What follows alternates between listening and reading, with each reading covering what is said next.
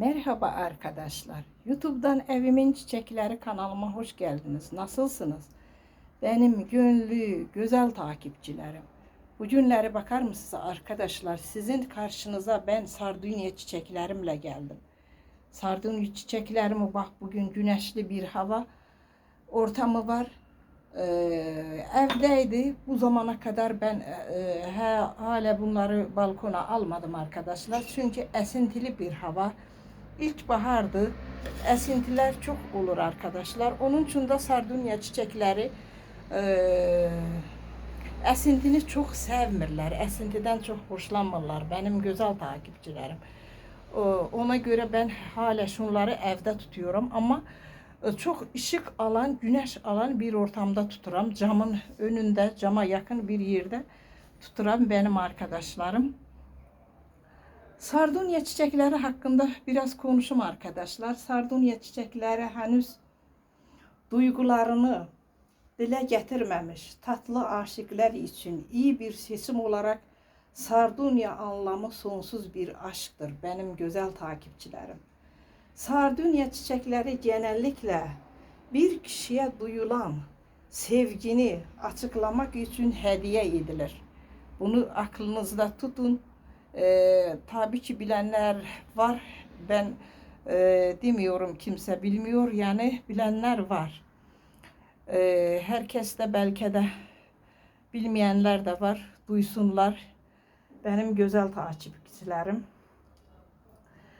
Genellikle sardunya çiçekleri arkadaşlar ilik ve sıcak iklimi sevirler.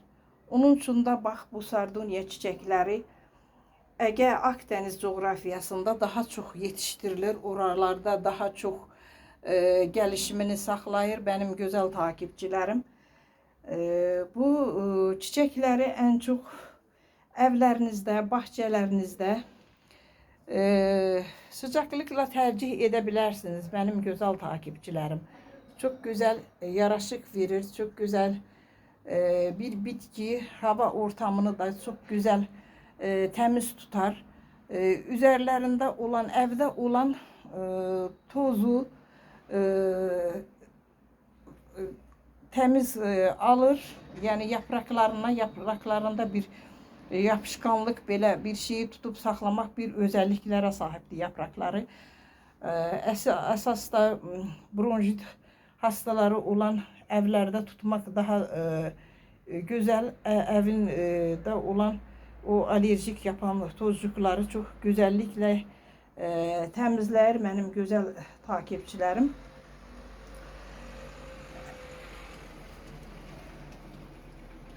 Peki doğru sardunya bakımı nasıl yapılır? Ben onu size anladım.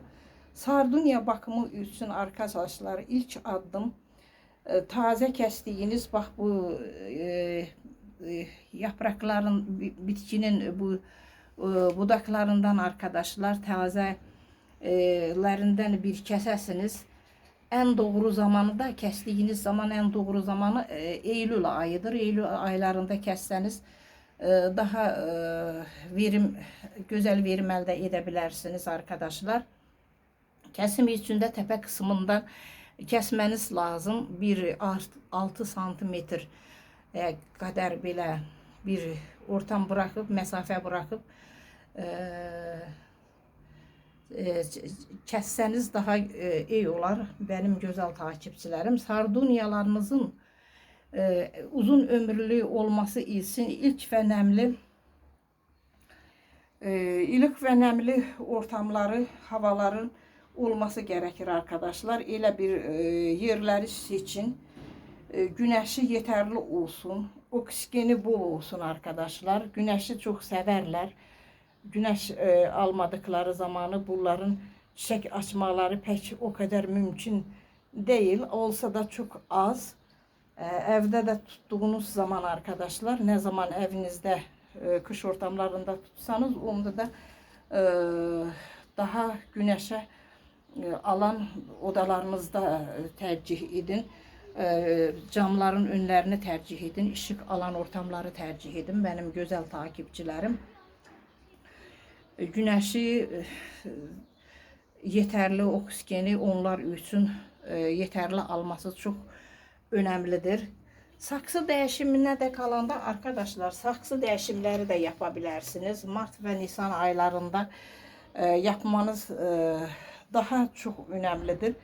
Yani o aylarda saksı dəyişimi yapsanız daha çok güzel çiçekleriniz sağlıklı ve güzel büyüyer, iyi neticeler elde edebilirsiniz benim güzel takipçilerim. Sonra da saksı dəyişimindən de şimdi yetiştirə bilmərik, başka bir zaman yani sizinle başka bir zaman konuşaram. Çünkü bize ayrılan süre her zaman söylediğim gibi çok az. Uzun süreli videolar yerleştirə bilmiyoruz. Onun için de o saksı dəyişimi hakkında başka bir video çekip paylaşarıq. Videonu çekmeden önce şunları ben söyledim başından. Şuraya aldım balkona. Sonra biraz güneş alsın eve alacağım yine. Çünkü şimdi bu aylar çok esintili olur. Esintili çok sevmezler. Yaprakları tez yıpranır. Can sularını uyguladım arkadaşlar. Can sularını uygulamak, güzel uygulamak bu çiçeklere çok önemli. Saksının her tarafına su alsın, mutlaka alsın. Güzel sulama yapınız. Yapraklarına çok püskürmeyin.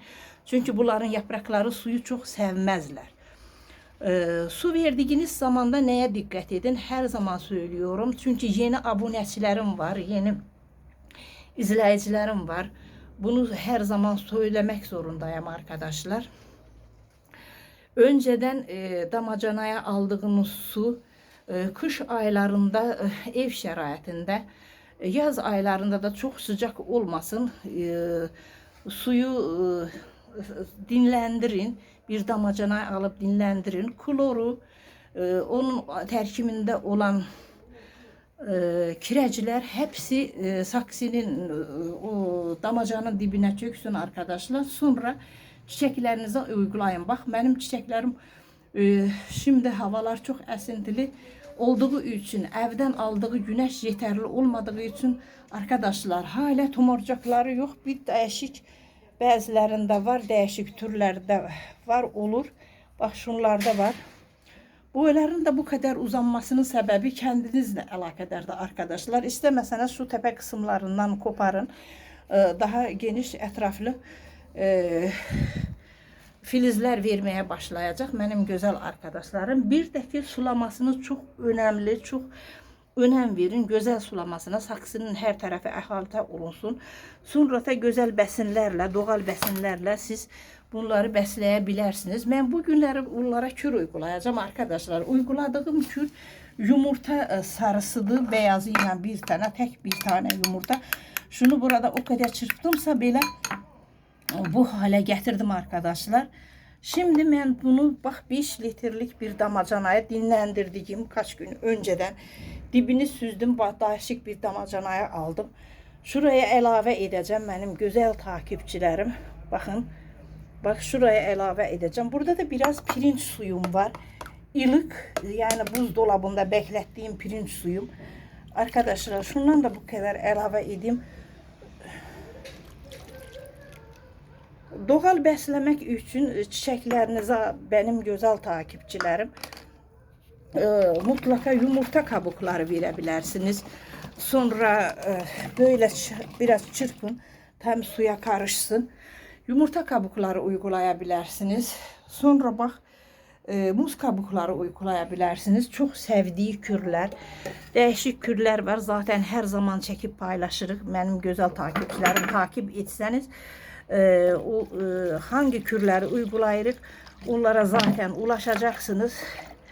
Benim gönlü güzel takipçilerim. İyi ki varsınız.